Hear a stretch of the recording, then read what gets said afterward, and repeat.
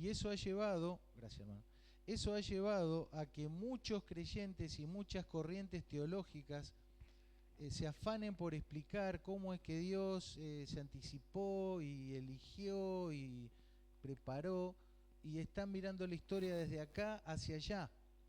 Sin embargo, nosotros podemos posicionarnos en el pasado y ver cómo Dios planificó todo desde allá en adelante.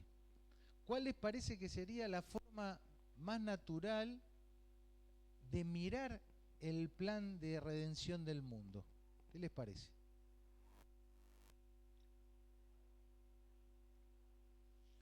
Si uno mira desde el presente hacia atrás, empieza a encontrar caminos que parece que no tuvieran salida o que se convierten en situaciones de conflicto. Y vuelvo a decir, muchos de ustedes no tienen esa historia eh, de iglesia o se han criado acá y por ahí no se conoce tanto qué pasa en otras latitudes. Pero mucha gente creyentes estúpidamente se pelean por querer explicar, mirando desde acá hacia allá, cómo fue lo que se armó todo.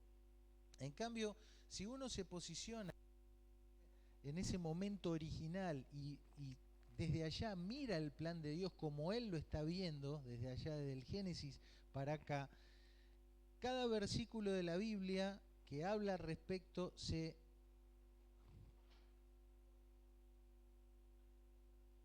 hace de alguna manera más amigable, más ágil la lectura. Yo quiero decir que en un análisis macro, la Biblia nos cuenta esto desde allá para adelante. Nos cuenta que Dios ha elegido cosas, su elección es irrevocable, es decir, los designios de Dios, lo que Dios ha determinado, ningún hombre le puede decir qué hace, ni ningún hombre en ninguna circunstancia lo puede pulsear y torcer. Entonces, como ya lo dijimos, Él quiso hacer algo con el hombre, aún desde antes de la fundación del mundo, como nos dice la Biblia. Y si nos paramos desde allí, desde ese momento original, veremos que hoy se está cumpliendo ese plan tal como lo he descrito, y podemos incluso darnos cuenta que nosotros somos beneficiarios de experimentar ese plan que tantos hombres y mujeres de Dios anhelaron pero no llegaron a vivir. Los patriarcas dice que iban buscando una tierra prometida, pero no era el pedazo de tierra allí de Medio Oriente. Eso es circunstancial. Ellos iban buscando algo más, porque ellos, de alguna manera, Dios fue revelando que había algo más allá, que ese plan de redención del mundo que describimos se tenía que cumplir. Y ellos iban, y tantos profetas que profetizaron que iba a venir el Mesías, que Dios iba a restaurar, que su pueblo le iba a adorar, y lo vieron como de lejos, pero nunca lo pudieron disfrutar. En cambio nosotros hoy, por la gracia de Dios, estamos en este momento histórico donde podemos disfrutar de esa elección irrevocable de Dios y de ese plan perfecto que Dios del pasado mira hacia el futuro. Entonces, cada vez que ustedes lean en la Biblia elegidos, predestinados, no es desde acá mirando allá, sino es decir, bueno, no, Dios desde allá armó un plan y ese plan se está cumpliendo. Entonces, los destinos de Dios, la elección de Dios es siempre hacia adelante, hacia que se cumpla el propósito por Él diseñado en su mente, en su corazón, de los tiempos remotos.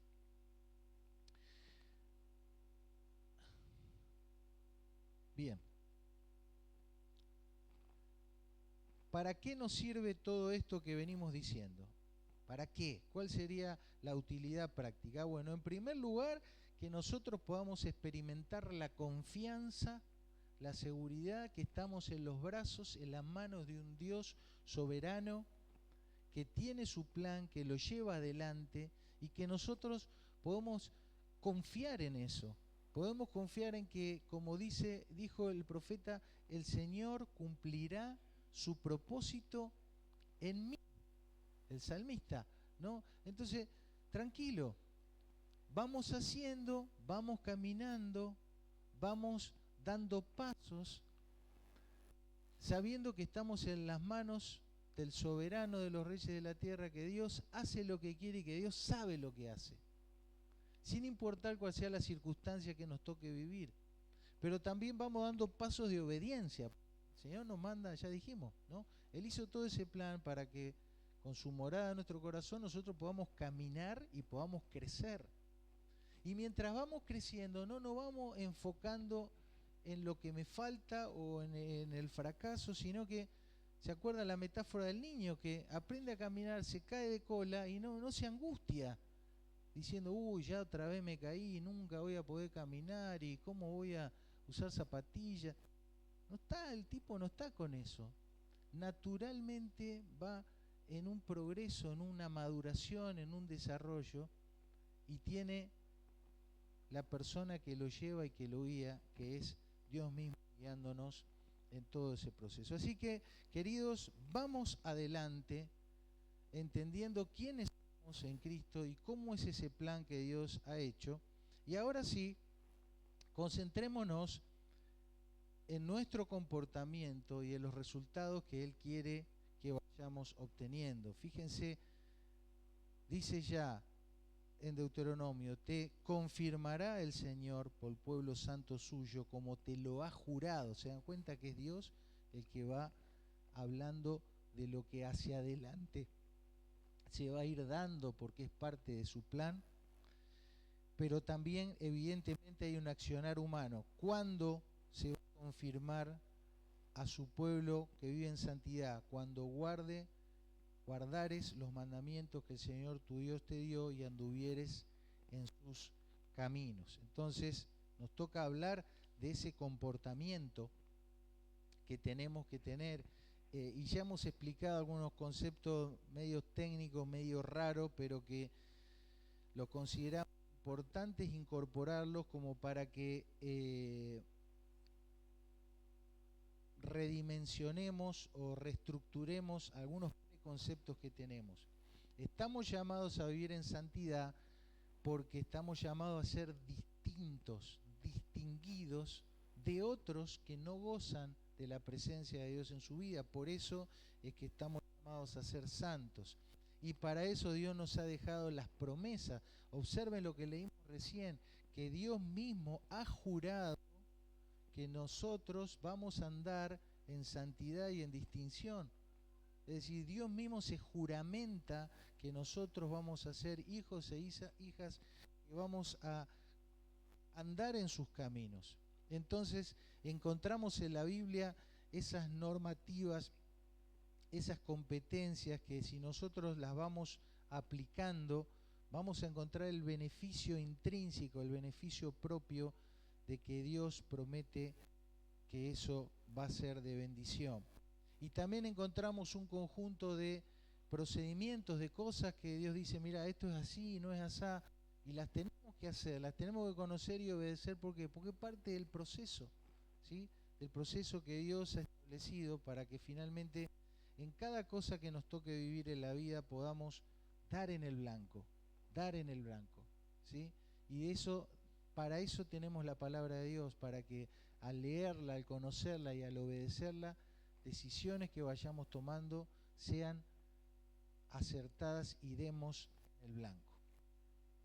Como iglesia, en este tiempo hemos esquematizado nuestra educación, nuestro aprendizaje en dos grandes capítulos, ¿sí? El capítulo mayoritario que nos ocupa casi todos los domingos es la presentación y la explicación y una aplicación posible de todas esas instrucciones, de todas esas promesas, de todos esos mandamientos que Dios ha dejado, tratando de darle una unidad a lo que Dios ha revelado en toda su palabra, desde Génesis hasta Apocalipsis. Entonces vamos presentando cosas, vamos a hacer un repaso de algunas, las vamos explicando, vamos tratando de darle un sentido y abriendo la posibilidad para ver cómo las aplicamos hoy, siglo XXI, 1500, 2000, 3000, 4000 años después de que fueran escritas en la otra punta del planeta en otro idioma. Entonces hacemos ese salto explicativo, aclaratorio, para poder entender, y por supuesto sabemos que después cada uno lo lleva en el corazón y Dios va a trabajar en cada uno de nosotros, pero de acá hay una obligación de explicarlo lo mejor posible y de explicarlas todas. Y dentro de ese conjunto de instrucciones que Dios nos ha dejado, hay una que es fundamental para los creyentes y que es la única misión que tenemos en esta tierra. La única misión que Dios nos dejó en esta tierra es ir a ser discípulos, predicar el evangelio a toda criatura y que haya más seguidores de Jesús como un día lo fuimos nosotros. No tenemos que hacer ninguna otra cosa acá más que eso. Y todo lo otro que sea necesario para cumplir esa misión es lo que tendremos que hacer. Desde reunirnos, de estudiar, de vender una empanada, de ir a la facultad, de ir al trabajo, de casarme. Son todas otras cuestiones que tienen que estar en función de la misión encomendada, la tarea encomendada. Si hice cualquier otra cosa muy bien hecha, muy prolijamente hecha, y no cumplí la misión, un día el Señor me va a preguntar, me va a decir, loco, ¿qué hiciste? No, tenemos la iglesia, después agrandamos, después no sé qué. ¿Y? Entonces por eso es que queremos dedicar por ahora un culto al mes para visualizar eso, para ver, porque no siempre se ve claramente esa misión.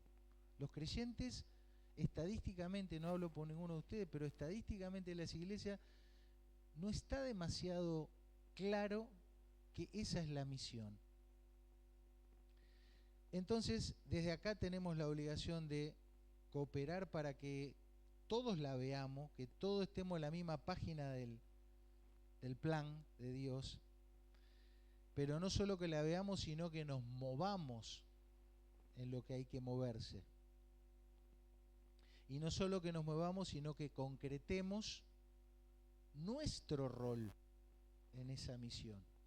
Porque tu rol va a ser distinto del mío. Y esta congregación va a tener un rol distinto a la iglesia de acá a la vuelta. Entonces tenemos que indagar en eso. Que Dios nos mueva y nos guíe y nos enseñe.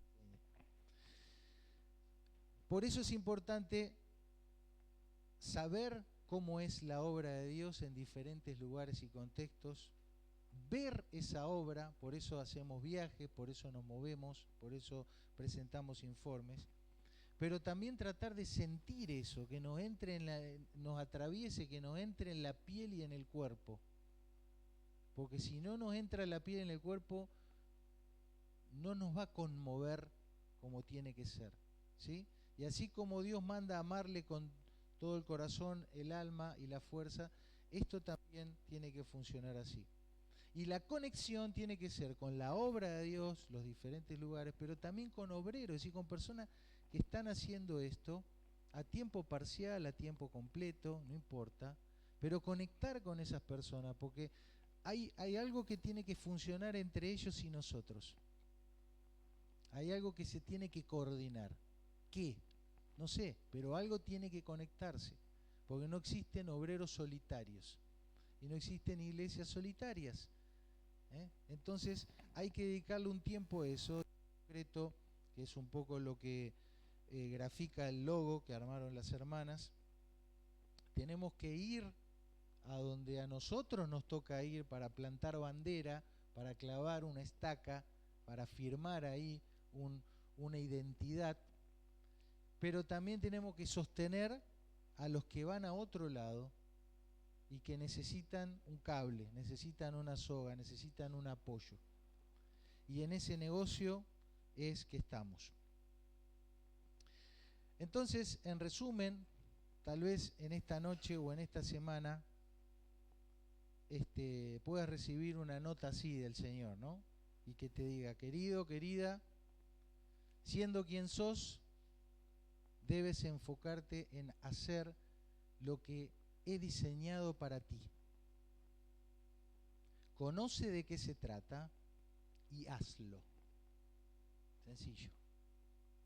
Por favor, no lo arregles, no arregles ese diseño divino a tu criterio o a tu cultura. Puedes confiar en que he jurado completar la obra que comencé un día en ti. ¿Sí? Firma Dios.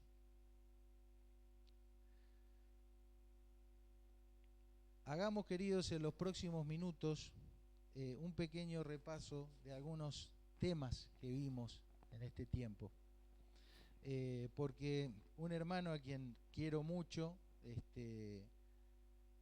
se conecta, escucha, me pregunta, me cuestiona, opina, y yo lo escucho con mucho respeto, mucho cariño.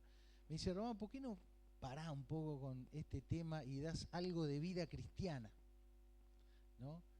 Y yo dije, la gran flauta, porque yo pensé que esto que estábamos dando era vida cristiana. Entonces lo tomé como una autocrítica, una luz ahí roja en el tablero, y digo, revisemos a ver si los temas que hemos dado efectivamente son relevantes para la vida de un creyente, ¿sí? Y deseo que ustedes puedan juzgar por ustedes mismos en una mirada rápida si alguno de estos temas pertenecen al ordenamiento de la vida de un cristiano, ¿sí? Comenzamos hablando del matrimonio. Por supuesto, son los títulos. Un poco la intención también es que generar en todos ustedes la inquietud para que vuelvan a los estudios, vuelvan a escuchar, bajen los PDF que están en la nube, o me los pidan y se los paso, y vuelvan a indagar en los temas que vamos a repasar hoy. Hablamos del matrimonio, hablamos que ahí en Génesis se describen a dos personas, dice el hombre, pero está hablando de dos tipos de varón diferente, ¿no? Y hablamos de lo que era ser meramente un Adán, un ser humano varón, sexo masculino, y que era ser un Ish, y por supuesto explicamos qué será la mujer, la Isha o la ayuda idónea, y cuáles son los elementos constitutivos de un matrimonio según el diseño de Dios antes de la caída, ya la versión original, ¿sí? Sin el efecto del pecado y sin el efecto de las tradiciones y de las religiones que han puesto lo suyo en cada sistema. También dedicamos bastantes domingos a desarrollar el concepto de repetir conceptos, porque en la no repetición viene el olvido. Y Eva dijo que la serpiente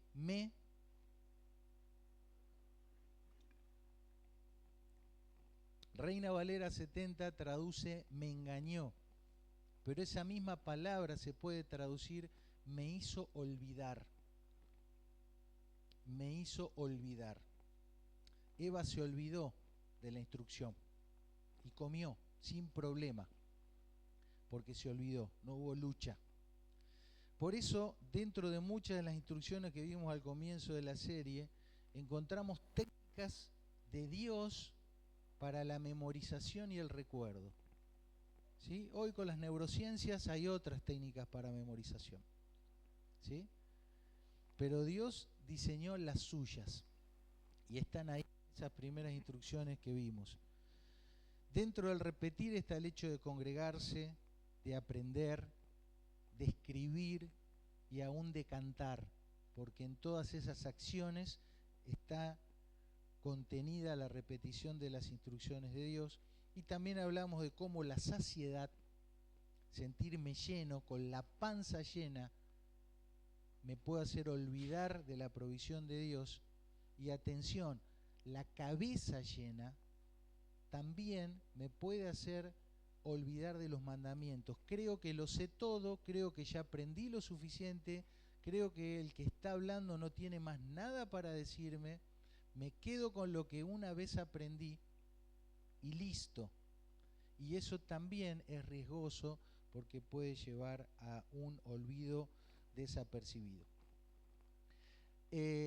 hablamos sobre esta palabra, el Mikdash, que significa santuario, y explicamos que así como en el Antiguo Testamento hubo un santuario hecho de manos, ahí el tabernáculo y después el templo, donde cada cosa tenía una función y una simbología, Dios ha establecido como el lugar santo donde Él habría de vivir, ha determinado que eso sea tu cuerpo como templo del Espíritu de Dios, y el cuerpo de Cristo, es decir, el conjunto de creyentes, ¿sí? Y hablamos de conceptos como la edificación, el crecimiento, el temor reverente, el montar guardia para cubrirnos las espaldas y protegernos los unos a los otros, y la limpieza que tiene que existir en un lugar donde Dios ha de morar o donde Dios mora.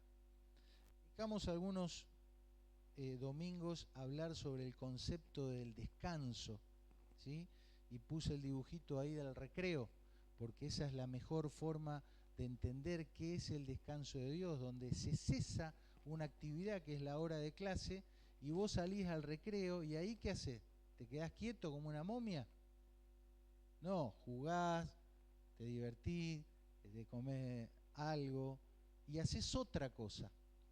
Y eso que estás haciendo es regenerativo para tu cabecita, para que después puedas volver a la tarea en el aula.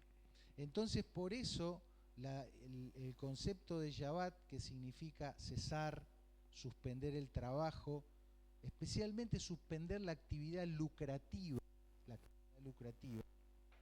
es solamente un instrumento, un medio. ¿Para qué? Para que vos, en primer lugar, experimentes la libertad de la servidumbre del sistema. ¿Cuántos de ustedes pueden descansar cuando quieren, tomarse vacaciones cuando quieren y trabajar la cantidad de horas que quieren? ¿Cuántos pueden hacer eso acá? ¿Están todos mancos? No. El sistema no está diseñado para eso. ¿No es cierto? No importa en qué país viva, el sistema no está diseñado para eso. Entonces, nunca fue así. El sistema siempre estuvo destinado a destruir al hombre de alguna u otra manera, por un sistema perverso que domina al diablo. Entonces, el descanso como mandamiento de Dios es para que vos tengas una voz de autoridad de alguien que es más que el sistema y que te está diciendo: tenés que parar porque yo te lo mando. Y entonces ahí ya queda en nuestra cabecita sonando, y digo, bueno, ¿le hago caso al sistema o le hago caso a Dios? ¿Entienden cuál es la lógica? La lógica del mandamiento, la lógica de Dios.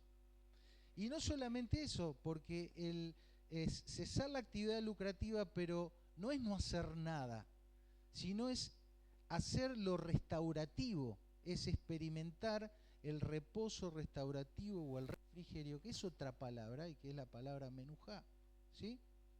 ¿Cómo se hace eso? ¿Qué hago durante el reposo restaurativo? Mínimamente esto: acordarme de que fui esclavo pero Dios me liberó, conectar con la Escritura, conectar con el pueblo de Dios, priorizar una vida, priorizar la vida, salvar una vida o desatar a un cautivo, que fue lo que hizo Jesús cada Shabbat, y ustedes lo pueden leer ahí.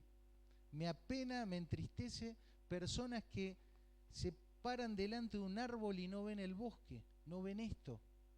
Sea bien grupos religiosos que hacen del Shabbat una parodia esclavizante otra vez, y de otros hermanos que van al otro extremo y menosprecian esta instrucción. Ahora, si trabajan para cualquier empleado y el jefe no le da vacaciones o no le da el fin de semana, están dispuestos a hacer un juicio y todo. Pero el reposo instituido por Dios, no, eso. Entonces, veamos esto. Yo personalmente he sido una persona neciamente destruida en mi integridad física y mental por causa del trabajo sin descanso. Sin descanso. que terminó quemándome la cabeza, destrozando muchas de mis relaciones, mi integridad física. Y había un mandamiento que me decía, negro, vos tenés que parar. Simple, simple. Queridos, pensemos en esto, con toda reverencia, como un mandamiento del Señor, y ver de qué manera podemos obedecer esto, que está puesto ahí por algo. Está puesto ahí por el Señor por algo. Hablamos de la justicia, que la justicia es lo que debe ser, pero ese deber ser siempre está vinculado con la restauración. Dios busca la restauración ¿de qué? De su plan original, porque Él está en relación a eso. Entonces Dios va a aplicar justicia con todo lo que eso implica, no solo que el culpable pague, sino que sean restauradas todas las cosas. Ese es el plan de Dios. Y hubo que pagar un precio para eso, y eso lo pagó Cristo, ¿no es cierto? La restauración nuestra, por ejemplo. Entonces nosotros también tenemos que tener esto como nuestro estilo de vida, nuestro comportamiento, nuestra conducta tiene que estar reglada por el deber ser, pero no el deber ser que destruye al otro, el deber ser que procura la restauración de las cosas. Un compromiso con la verdad, porque eso es lo que significa ser testigo, ¿no? Aprendimos acá, yo por lo menos aprendí acá, que un testigo es el que dice la verdad, si no es otra cosa. Ser garante de esa justicia, que las personas nos puedan buscar porque saben que somos garantía de la justicia. Obviamente cuidar el debido proceso, hermanos.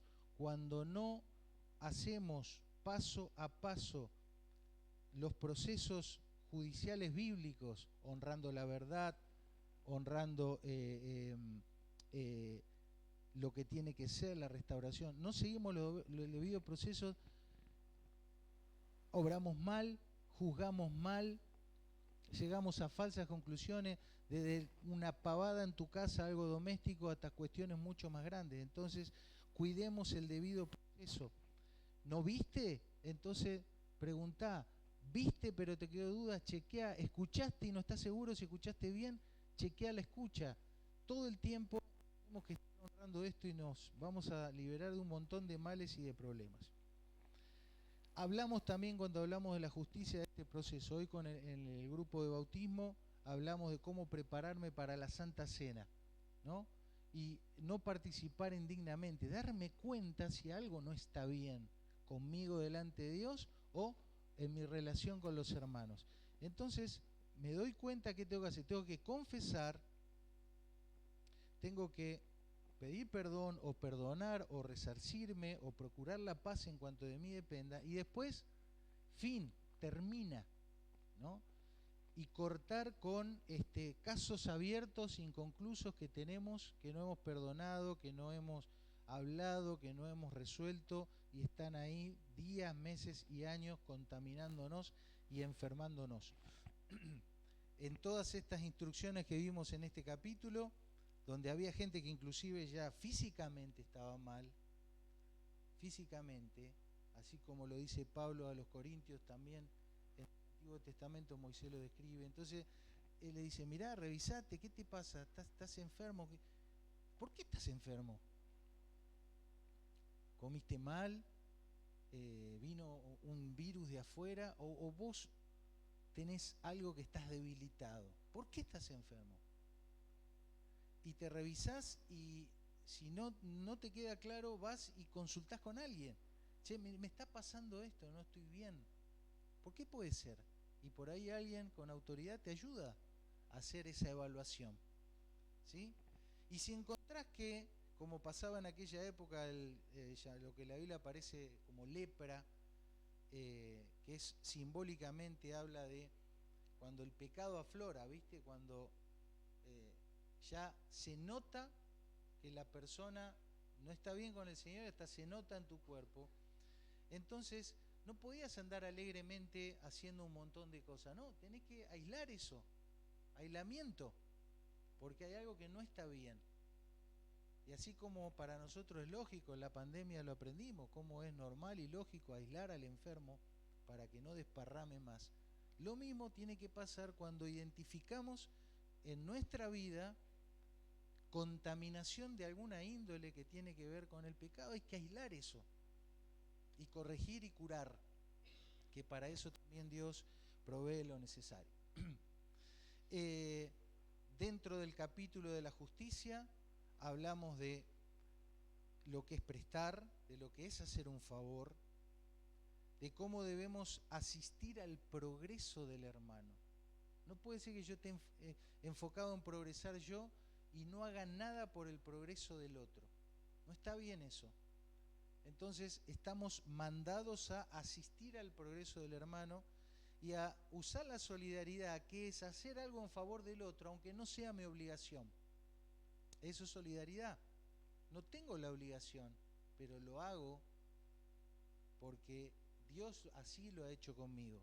Esta es la palabra que en la Biblia se traduce como misericordia, o los que por ahí han leído un poquito más, el Gesed, es el amor inmerecido, en griego el ágape, ese amor incondicional, es la solidaridad de Dios. También como garante de la justicia estamos llamados a intervenir para salvaguardar al otro. Si ves que un hermano mordió la banquina, ¿qué vas a hacer? Tenés que intervenir ahí, porque ya sabés lo que pasa. Después ya se descontrola el auto y corta todos los alambres y termina rayado y dado vuelta y el daño es mayor. Entonces estamos llamados a intervenir, ¿sí? A intervenir para salvaguardar al hermano o a la hermana que está en algún tipo de error o desprolijidad. Y obviamente no difamar, puesto que, como lo explicamos, la difamación tiene la connotación de ser tan grave como el intento de homicidio, ¿sí? Así lo explicamos en la etimología de las palabras. Hablamos de cómo analizar las cosas, ser prudente a la hora de juzgar, priorizar lo más importante primero. No puede ser que, como dijo el Señor, colamos el mosquito y nos tragamos el camello, ¿sí? Y un drama por algo menor, y culpa de eso dejamos pasar las cosas más importantes, ¿sí? La Biblia habla de preservar la vida, puntos cardinales, cosas que no negociables para un creyente: procurar la paz, el deber ser y la verdad. Saber que siempre estamos llamados a hacer algo más allá de lo que está escrito, solidaridad, ¿sí? Y, como dijimos, seguir el debido proceso. Juanjo nos habló del diezmo. A mí me quedaron estos tres conceptos, que es un cerco para el enriquecimiento, es decir, para el amor al dinero. Es una de las funciones del diezmo. Me lleva a revisar qué es lo que me contenta, con cuánto estoy contento.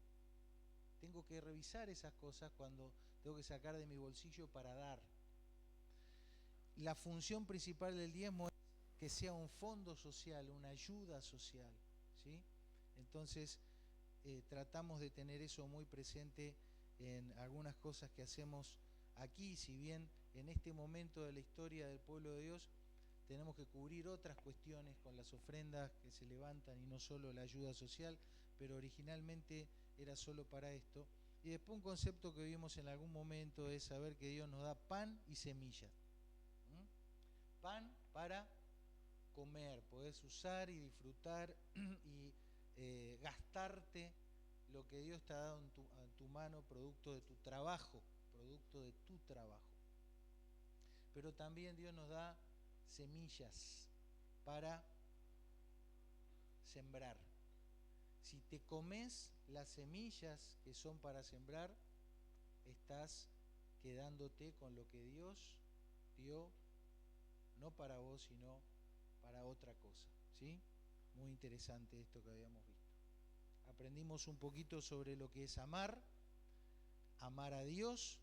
Amar a Dios es obedecer a Dios. Olvídate de romanticismo, olvídate de canciones lindas, olvídate de llanto. Amar a Dios es obedecer a Dios. Pero como obedecemos a Dios con todo, podés incorporar las emociones, podés incorporar el cuerpo, podés incorporar las canciones lindas, podés incorporar el llanto, pero tiene que estar la base de la obediencia. Amamos a otros como siendo el prójimo de otro, es decir, teniendo misericordia o solidaridad con el otro.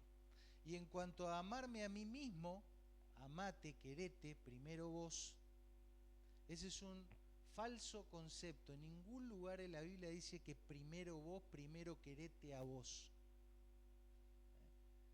La traducción correcta es amar a otros como yo mismo fui amado de Dios. Entonces me miro al espejo, digo, ¿cómo me amó Dios a mí mismo? De esta manera. Bueno, eso mismo voy y hago con el otro. Entonces me miro al espejo no para ver cuán central es mi imagen, mi figura en la escena. Me miro al espejo para ver que siendo un pecador miserable recibí la solidaridad de Dios, el amor de Dios, la gracia de Dios. Así mismo voy y tengo que hacer con el otro. ¿Se entiende? Muy bien. Y dedicamos ahí a mencionar un poquito una literatura práctica, interesante, de cómo podemos decodificar, entender el lenguaje con que otras personas necesitan saberse o sentirse amadas. O yo mismo, por supuesto. Hablamos de la completitud, de ser personas que nos vamos completando, ¿sí? Y la vida es cíclica, ¿no? Vamos avanzando como en una montaña, pero tenemos que cerrar etapas. No puede ser que ya un pibe de 15 años o vamos a decir, 20 años, ¿no? Que pasa mucho hoy, 20, 22 años, y todavía está y no sabe qué va a hacer. Pará, loco, sí, si agarrá la pala, agarrá los libros, hace algo, ¿viste? Ya no son más nene de mamá. Entonces, lo mismo en cada uno de nosotros en nuestro crecimiento espiritual. Por eso es que tenemos que ser tamim, es decir, personas que cierran etapas, que no les sobra nada, ni les falta nada. Y hablando de lo que nos sobra, hablamos de deshacernos de los amalecitas, ¿recuerdan? Esas personas o cosas o circunstancias que están ahí alrededor nuestro, que no son agresivas, que no son peligrosas, pero cuando yo estoy cansado, cuando estoy en debilidad, cuando bajo la guardia, cuando me doy vuelta, me lo dan por la retaguardia. Eso fue lo que hizo Amalek con el pueblo de Israel, y nosotros también tenemos que buscar personas, circunstancias, cosas, que cuando bajamos la guardia estamos cansados, estamos débiles, nos atacan y nos perjudican. Y qué interesante que aún... ¿No se escucha? Bueno, ¿ahora? ¿Mejor? Gracias. Y qué interesante que aún Dios había dispuesto un lugar, una forma, un instrumento tipo palita para que las heces, el excremento de la gente estuviese donde tenía que estar y se la tratase como se tenía que tratar. Y dice que este lugar también fuera santo porque él iba a ir caminando por ahí. Entonces, como personas completas, tenemos que cuidar las miserias que a veces excretamos y darles el tratamiento adecuado. No sea cosa que nosotros mismos o alguien de nuestro entorno pise y se ensucie con la mugre que nosotros generamos. Muy importante. Hablamos de las balanzas justas, de no deber, de no quedarme con lo del otro, de no abusar de la confianza que otro me ha dado, pasa mucho entre creyentes, de retribuir merecidamente y de dar la honra de vida. Aprendimos que la palabra canas hace referencia al anciano, pero también al menos, al que se vale menos, al minusválido o al que está circunstancialmente debilitado, y aprendimos que eso es empatía. pero que también debemos honrar al anciano, es decir, a la autoridad o al que tiene trayectoria. Un anciano en la Biblia es el que tiene una trayectoria, el que ya aprendió, ya supo, ya hizo y ya es digno de que sea respetado, aunque por ahí no sea de edad avanzada. Hablamos de cómo Dios ha suspendido en parte su juicio, lo cual no significa que el juicio esté anulado, pero aprendimos que tu prontuario, ¿viste? Tu acusación, el documento donde se leen cada uno de tus pecados, fue clavado en la cruz del Calvario y Cristo pagó esa condena. Pero recuerden, lo que se clavó en la cruz fue tu acusación, no fue las leyes de Dios. Hablamos de las medidas disuasorias que había para que la gente sepa que el pecado paga mal, y entonces Dios había establecido pauta para que la gente diga, no me conviene, recordemos esto. Y saber que algunas situaciones como que no hay regreso, ¿viste? Entonces tengamos cuidado para no caer en ese tipo de rebelión y por supuesto predicar el Evangelio, porque es la única esperanza para los que están todavía experimentando la condena y esperando su sentencia final. Hablamos de confesar, que es admitir, que es estar de acuerdo con Dios, que es declarar verdad, decir Dios, pequé en esto, esto está mal. Pero también se usa esta palabra de la Biblia para alabar, reconocer o relatar las cosas que Dios ha hecho. Y recuerden, la palabra confesión significa mano, porque con esta mano también me presento limpio delante de Dios, me abro delante de Dios, señalo las obras portentosas que ha hecho y tengo que estar con manos limpias cuando vengo delante de Él. Confesión. No hemos hablado mucho de la oración, pero aprendimos este concepto, que orar es entrar a juicio delante de Dios. Entonces tengo que saber bien qué voy a decir y qué voy a hacer cuando ore, porque no es cualquier cosa. Me presento ante el juez supremo en un escenario de juicio. Por supuesto que tenemos la salvación que Dios nos ha dado, que no es meramente que hemos zafado o escapado del pecado, sino que Dios en Cristo nos ha brindado el blindaje completo y permanente para que nunca más en un hijo o en una hija de Dios el pecado sea motivo de preocupación, de pena, de angustia o de condenación. Por eso tenemos que alegrarnos en la salvación, tenemos que proclamar la salvación, tenemos que gozarnos en la salvación y tenemos que publicarla para que otros también la conozcan. Y tenemos que ocuparnos en esa salvación, dice la Biblia, con temor y temblor, que no es otra cosa que temer a Dios, es imitar a Dios en su carácter, en su forma de ser y atesorar esas buenas obras que hacemos en Él. Aprendimos algo de unas leyes raras que aparecen en el Antiguo Testamento, que decís, bueno, ¿esto qué tiene que ver conmigo? Y analizamos que no eran leyes para el pueblo de Dios, sino para extranjeros que estaban con los creyentes, o para creyentes que todavía vivían con mentalidad de extranjeros, ¿sí?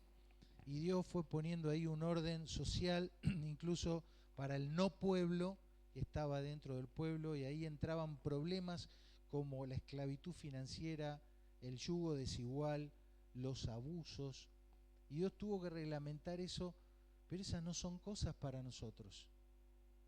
Nosotros como creyentes, como hijos de Dios, tenemos que vivir diligentemente y en justicia, Hace poquito hablamos de esto, del concepto de la gloria de Dios, de la autoridad de Dios delegada a nosotros, de que como hijos de Dios en este escenario, la metáfora de reyes, como en la antigüedad, no tenemos que acumular ciertas cosas, poder, dinero, lujuria, mujeres, y que también hay algo que sí tenemos que hacer, que es copiar la palabra de Dios. Mira, querido, querida, ninguno de ustedes aprobó la primaria yendo de oyente, ¿no es cierto? Por algo te enseñaron a leer y a escribir, porque está visto que oyendo solamente nadie aprende. O aprendes poco y te olvidas mucho. Sin embargo, en esta iglesia y en la mayoría de las iglesias, sobran los dedos de esta mano para ver las personas que toman un apunte. ¿Y cuánto escribís en tu casa? Entonces, queridos, seamos más responsables con esto. No querés anotar acá, no te copa, no hay problema. Está todo anotado, léelo, copiá, subrayá tu Biblia, hacé algún apunte, escribí algo donde vos escribas y te comprometas. Algo, porque por ahí había sido, escribiendo, leyendo, copiando, repitiendo y no siendo solamente oyentes. No es pedagógicamente eficiente el ser solamente oyentes. Hablamos del plan de redención, del poder regenerativo de la obra de Cristo y analizamos Hechos 15 para ver cuáles son las evidencias de un nuevo creyente. Así que les invito a que revisen eso. Por último, hablamos sobre lo que es ser verdaderamente libres y nos tomamos unos cuantos minutos para explicar Romanos capítulo 7, donde se cuenta una historia, una metáfora de una mujer que tenía un marido. Y como era costumbre en esa época, el marido se lo consideraba como el dueño, como el amo y el señor. Y la mujer tenía que hacer todo lo que quería el marido. ¿Y quién era ese marido de esa mujer, simbólicamente? ¿Alguien recuerda? Bueno, explicamos que en esa metáfora el marido es el pecado, porque es el que se adueña de nosotros. Y que felizmente ese marido murió, para nosotros murió. Hemos enviudado del matrimonio con el pecado y ahora estamos libres y unidos felizmente con nuestro nuevo esposo, que es Cristo. Entonces lean de vuelta esto y véanlo para ver cómo gráficamente Pablo nos va contando esto. Hablamos de a quién teníamos que votar, ¿recuerdan? ¿Sí? Pero hablamos mucho más de que tenemos que hablar con justicia y verdad de estos temas. Mencionamos cómo es el sistema de gobierno de Dios, centralizado en Él, todo gira alrededor de Él, ¿recuerdan? Pero también que hay un gobierno de Satanás que debemos conocer. ¿Cuáles son las funciones de los gobernantes de este mundo? ¿Alguien se acuerda? ¿Para qué quiere Dios gobernantes en este mundo? Para que castiguen al malo, para que el malo tenga temor y que para que premien al que hace el bien. Entonces cuando votemos tenemos que votar a personas que prometan, después si cumplen o no ya no es nuestro asunto, pero que al menos se acerque lo más posible a esto que es la función que Dios quiere que los gobernantes y magistrados tengan. Mucha teoría, pero llega el momento de la práctica. Así que les animo, me animo a mí mismo a volver a repasar, a volver a recordar, a hablar de estas cosas y después a hacerlas, porque somos libres, pero somos libres para vivir y ser juzgados, ser evaluados por Dios por esa perfecta ley, la ley de la libertad. Disfrutemos de la libertad con que Cristo nos hizo libres, pero vivamos legalmente, justamente, verdaderamente, dignamente, como es la identidad que Cristo nos ha dado. Amén. Señor, gracias por esta noche, un repaso, una mirada fugaz, tantos temas, tantos aspectos. Indudablemente necesitamos repasar, repetir, refrescar, rememorar, enfocar y revisar nuestra vida, Señor, para dar en el blanco en cada cosa, en cada tema. Tú has provisto un diseño, hay que hacerlo, hay que implementarlo. Y como si fuera poco, Señor, tu presencia en nuestras vidas, por medio de la obra de Cristo, para que en todo y en cada cosa contemos con tu guía, tu poder, la fortaleza, el control tuyo mismo, Señor, gobernando nuestras vidas. Deseamos que sea así. Ayúdanos a vivirlo, experimentarlo cada día confiando, creciendo, esperando que tú nos des el crecimiento y podamos avanzar, cumplir etapas, cerrar etapas y avanzar hacia la siguiente. Te agradecemos, nos vamos desafiados, animados y comprometidos contigo, Señor, sabiendo cuánto nos has amado y cómo nos has amado. En el nombre de Jesús, amén. Buenas noches.